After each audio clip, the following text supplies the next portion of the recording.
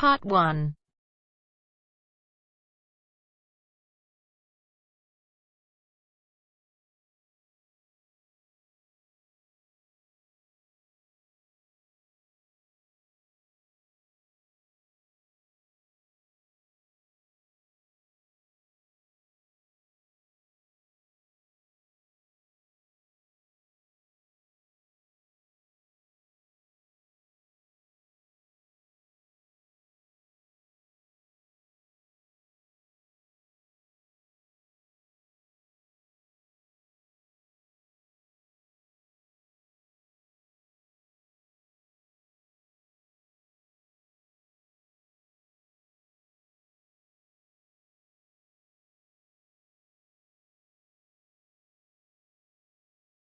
You will hear a telephone conversation about booking a venue for a private event. You have 30 seconds to look at questions 1 to 10.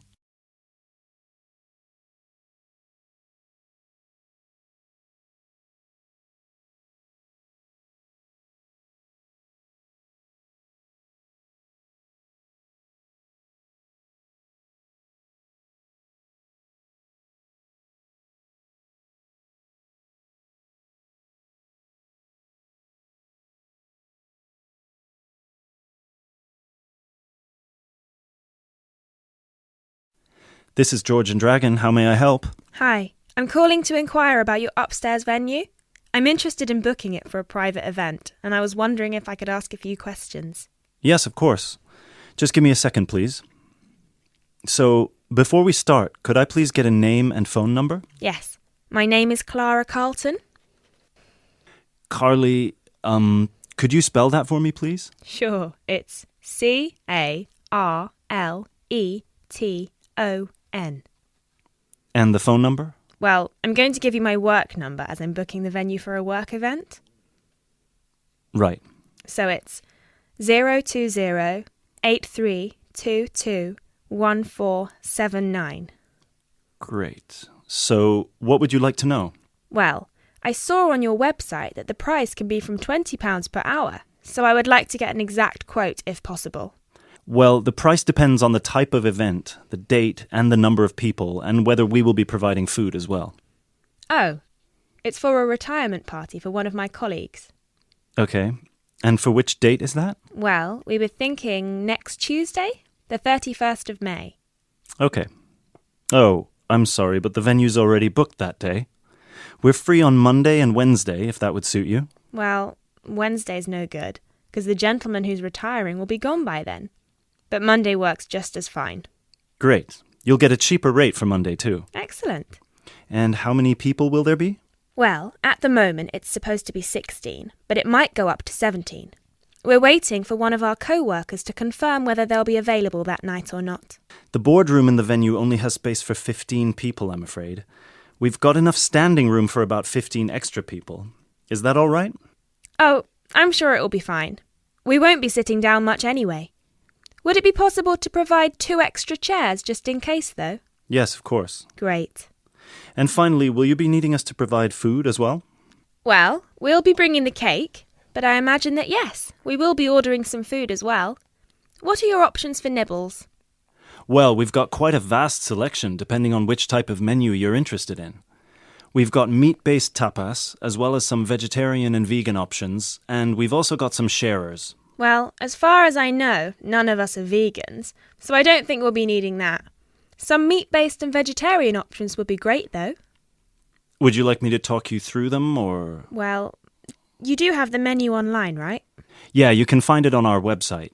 The only thing is that a couple of options have been removed and replaced with new ones, and we haven't had the chance to update it online yet. Okay, let me just pull it up on my screen. Just a second. All right. So, in the meat-based food section, the dishes that have been discontinued are the mini fajitas and the pulled pork bruschetta. Oh, that's a shame. The pulled pork bruschetta looked really nice. Yeah, but we've replaced them with 2 new really popular dishes. We've got a trio of sliders, which is 3 mini burgers, made one each with chicken, beef, and pulled pork, and we've also got ham and cheese croquettes. Oh, that sounds nice. So I'll have 7 of the mini burgers then. I see you've also got vegetarian croquettes. Are they still in the menu? Yeah, we've got the vegetable croquette and the potato croquette. And how many croquettes are there in each dish? The vegetable one is 5, the potato one is 4. Okay, so I'll have 2 of the vegetable croquettes, and I'll also have 2 of the ham and cheese ones, please. Great. Anything else? Well, I don't know. It all looks so nice. What would you recommend? Well, what I would recommend is the simmered squid. It's slow cooked in wine and served with potatoes. I'd also recommend the hummus platters. Our chef actually makes his own hummus, and it's one of our most popular sharers. And of course, all of our salads, especially the Caesar salad, we're famous for them. Right. So I'll go for 5 hummus platters, or should I get 6?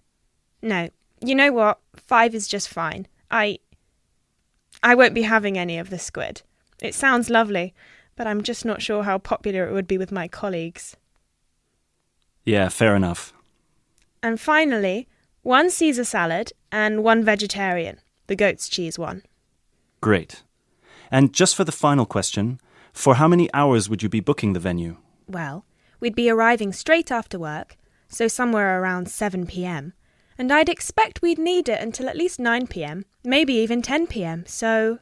So 3 hours? Well, probably, but let's make it 4 just in case.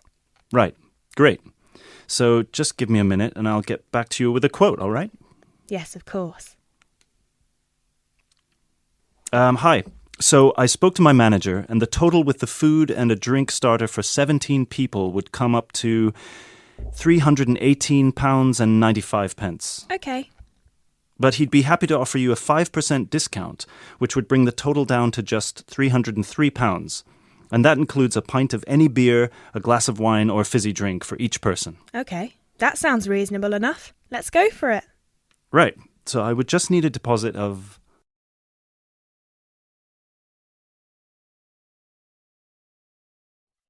That is the end of part 1.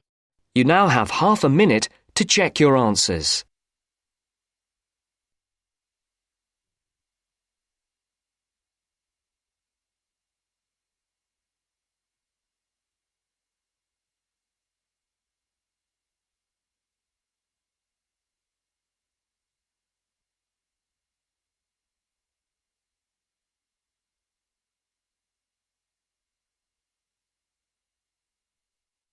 Now turns to part 2. Part 2.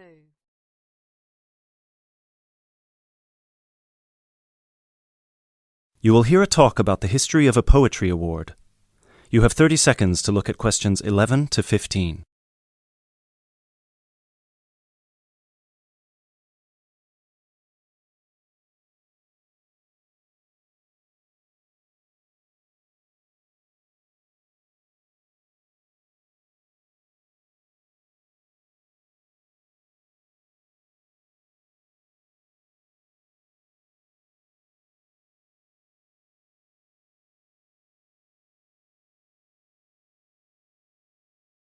Hello everyone, and welcome to this year's award ceremony for the Antonia Watson Memorial Poetry Award.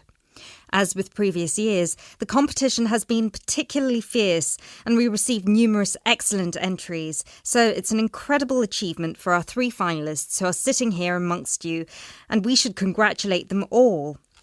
However, as with every competition, there can unfortunately only be one winner, and we will be announcing them shortly.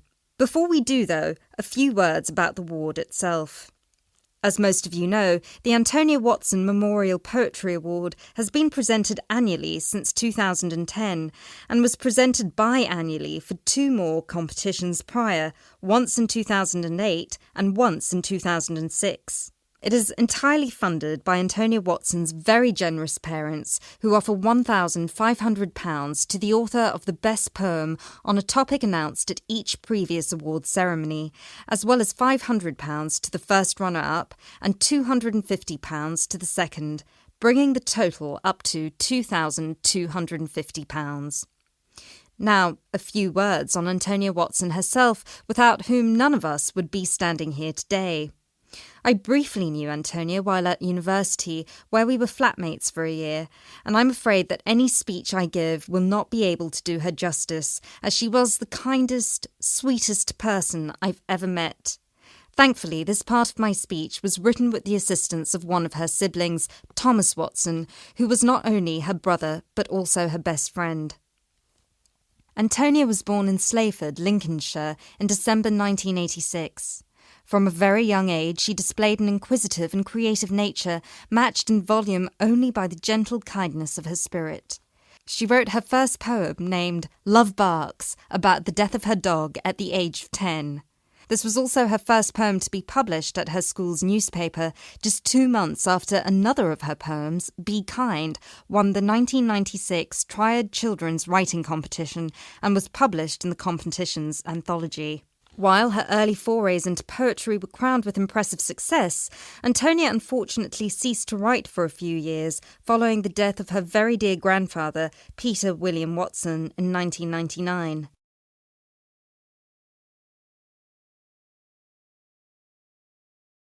You now have 30 seconds to look at questions 16 to 18.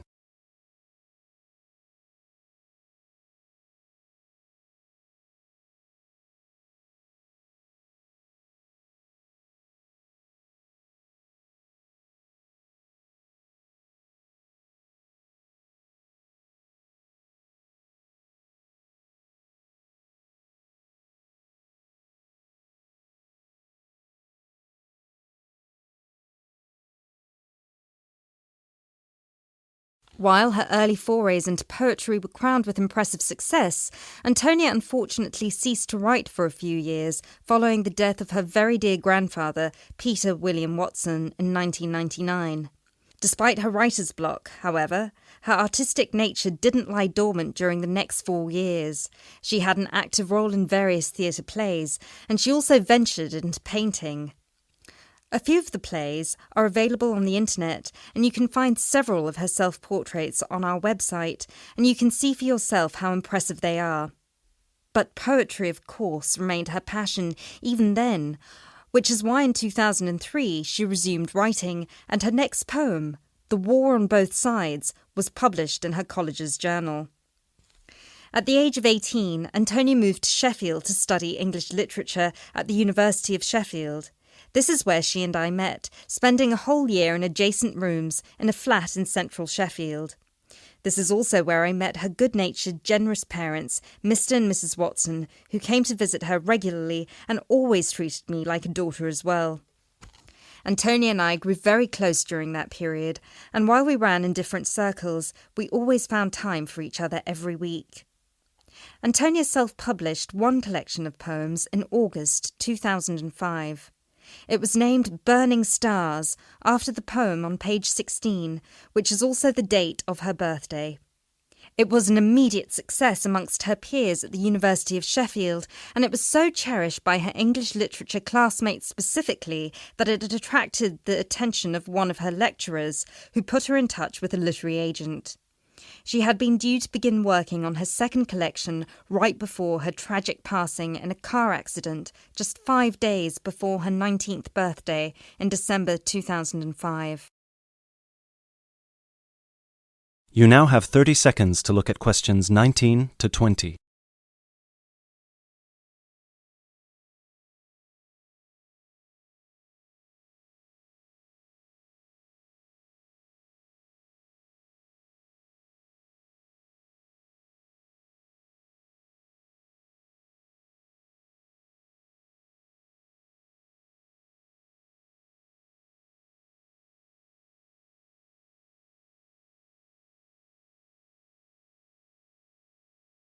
Antonia was always interested in societal shifts and how they affect humanity as well as the environment, and this award was designed to reflect her faith that regardless of what we do, we are all inherently good. With this in mind, all of the topics this competition has dealt with have been about the potential and the positive side of humanity, such as this year's Young Love theme or last year's Inner Power theme. We've had poems about personal strength, about immigration, about gender equality and peaceful protest. And hopefully in 12 months, the poems we'll be awarding will be just as inspiring with the topic of poverty. I know Antonia would be really proud of what her parents and what all of you together have achieved. So, finally, let's get on with the actual award. As I said before, it's been a fierce competition this year, and with more than 5,000 entries, it was quite the task for our 3 judges to cut them down to just 3. But our 3 finalists definitely deserve to be here, and without further ado, I would like to.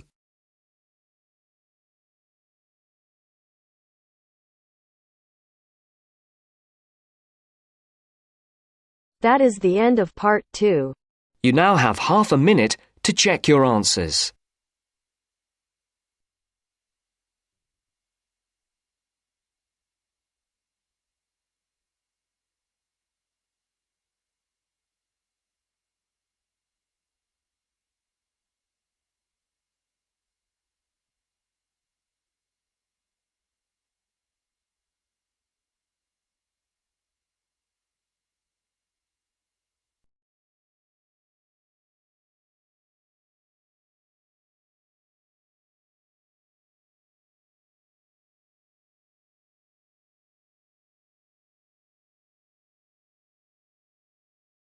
You will hear a conversation between 2 students working on a presentation. You have 30 seconds to look at questions 21 to 24.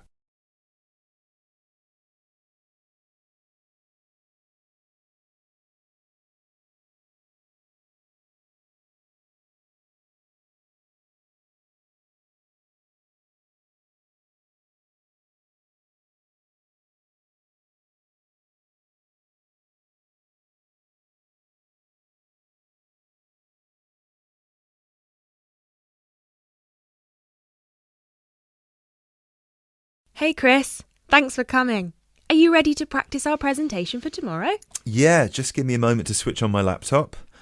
There we go. Okay, what do you think? Wow, that actually looks really nice. Well done. So, I've put the title up here in the middle, Reasons People Move Out of Their Parents' Homes.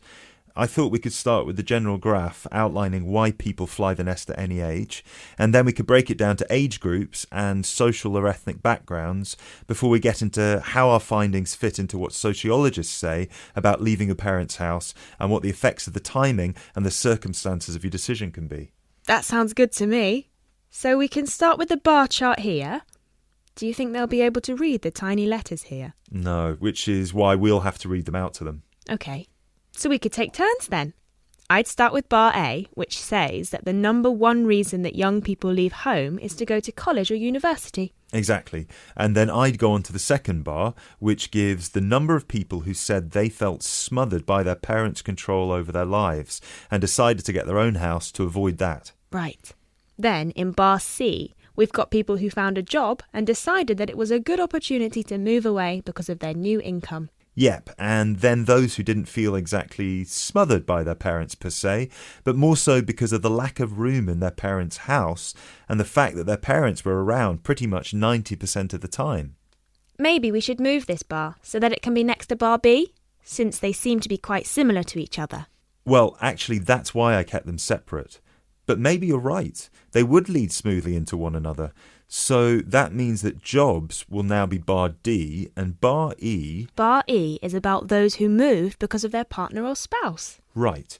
And then at the end, we've got those who are pushed to leave by their parents and those who left because of a conflict at home. I guess at this point we should mention that, as expected, we had almost 0 people reply that they left home because of emancipation or abuse, despite the fact that our study was conducted anonymously.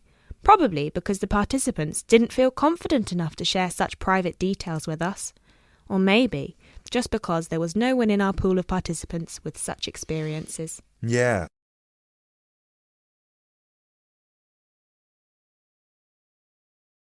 You now have 30 seconds to look at questions 25 to 29.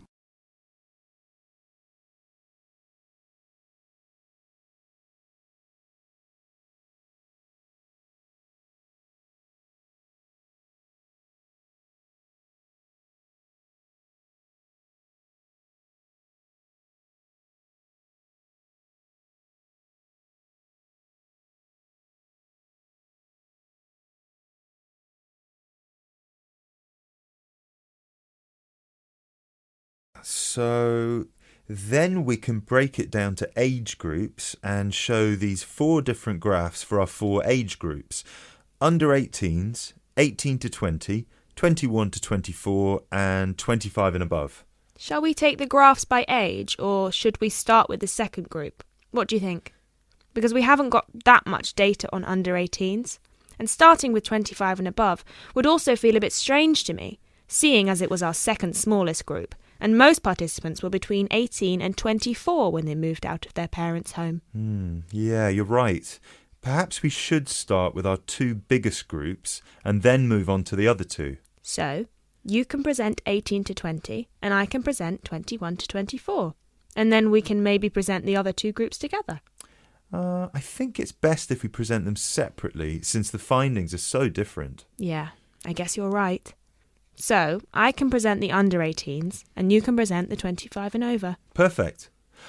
Or, wait, should we do it the other way round, so it flows more naturally? Yeah, sure.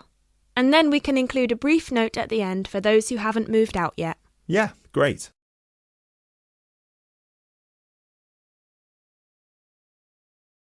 You now have 30 seconds to look at question 30.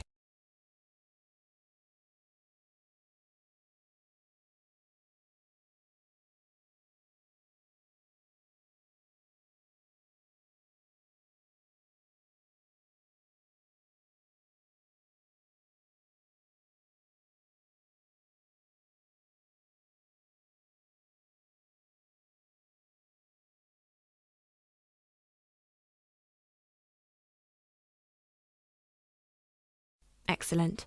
So, then we can move on to the final chart before we get to the bibliography and explain what they said they found difficult when they moved out.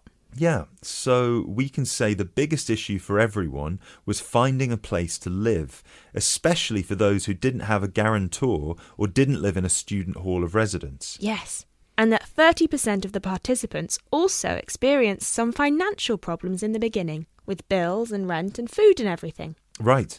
Then an even larger number reported that they didn't expect to miss their family that much, but ended up visiting their parents' home often just to see them and spend some time with them. Although, we should probably cut that number down a notch to exclude those who went back home just so their parents could cook and do their laundry for them. Yeah, sure. Anyway, then we should finish off with the final issue, which was flatmates. Oh yeah, so we should say that a whopping 67% complained about the people they had to live with, and that they were often dirty and inconsiderate. Right. Great. So then we can move on to how our findings fit into...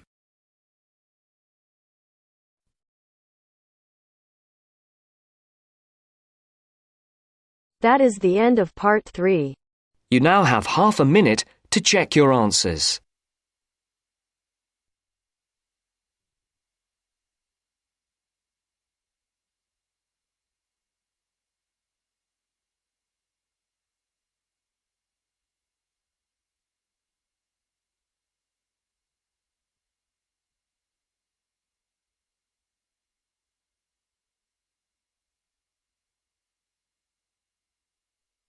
Now turns to part 4.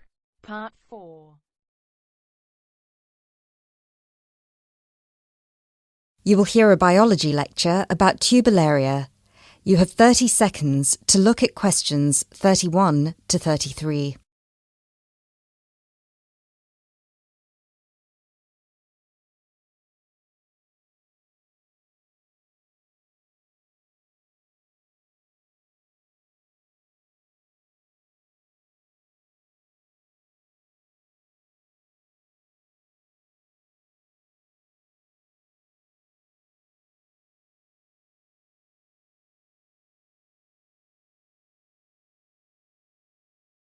Hello, everyone. I'm glad so many people have shown up here today to hear about these fascinating little creatures called the Turbellaria. My name is Dr. Baker, and I've spent 20 years researching thousands of different species of platyhelminths, what are commonly known as flatworms, both free-living and parasitic. So there are a lot of things I could tell you about these extremely interesting invertebrate, but I will try to keep it short. Turbellaria are unique amongst flatworms in 3 ways. The first one is that, unlike 80% of all platyhelminths, Turbellaria do not need to secure nourishment from a living source. This means that they do not generally parasitize a host, but are instead found living freely in the environment. So, no need to worry about any of these little samples I've got here escaping and causing havoc. The second way in which they're different is that they're incredibly simple. And by simple, I don't mean in terms of structure, as their structure is indeed quite complex, and I'll get to that later. By simple, I mean that they're not the brightest bulbs in the box. Flatworms in general are not known for their cognitive abilities, especially when compared with other invertebrates such as cuttlefish or octopuses or even insects. But amongst flatworms, Turbellaria are by far the most primitive of the bunch. Finally, and this is a direct result of the first thing I mentioned, Turbellaria tend to have a much more complicated sensory system in their head region. This includes a set of eyes with receptors that can detect light, as well as chemical sensory organs that assist Turbellaria in locating food. Obviously, as other flatworms receive nutrition directly from their host, they have no need for this. You now have 30 seconds to look at questions 34 to 38.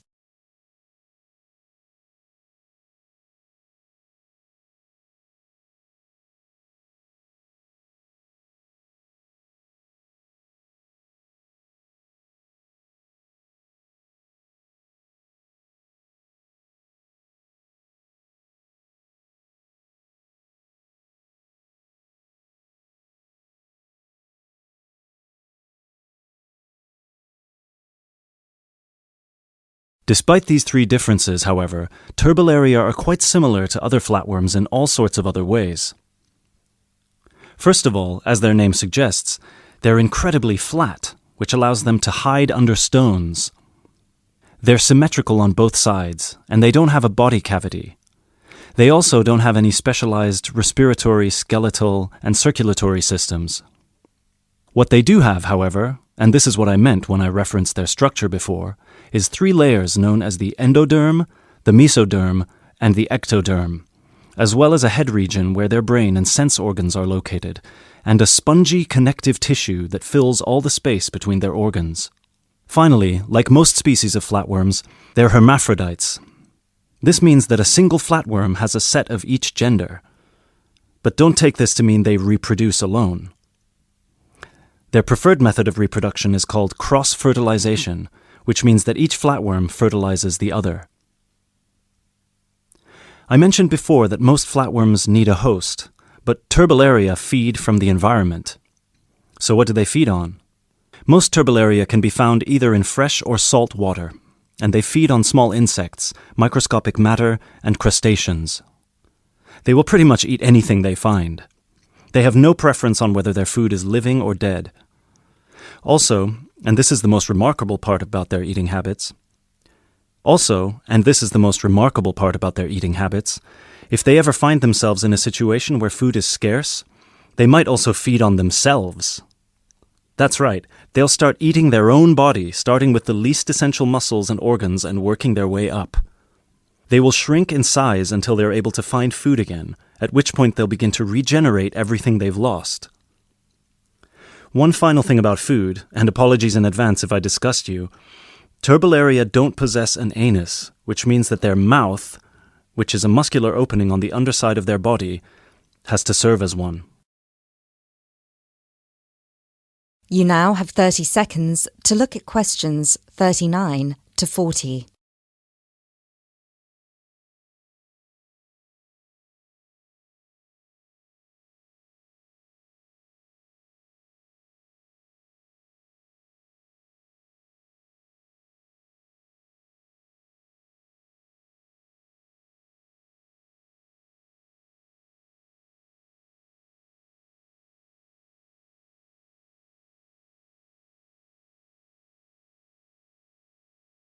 Before I finish this presentation, one more thing you've probably heard before but weren't sure if it was a myth or not. I mentioned already that Turbellaria can reproduce on their own, but there's a second method they can use, which is known as fission. Now, as a child, you were probably told that if you cut a worm in half, it will grow into 2 new worms. That's not entirely true, but flatworms are not worms exactly, and they do have the ability to regenerate by splitting into 2, perhaps even more smaller parts, at which point each part regrows the missing organs and becomes a brand new Turbellarian. Now, this is extremely important for us, and this is how I'd like to close this presentation. Because their ability to regenerate endlessly makes them virtually immortal, and it might open pathways to regeneration in human cells or slowing the human aging process, which is why scientists like myself have been studying these unique creatures, hoping to get some answers. Thank you for listening, and please come along to see me and my samples if you have any further questions. That is the end of part 4. You now have half a minute to check your answers.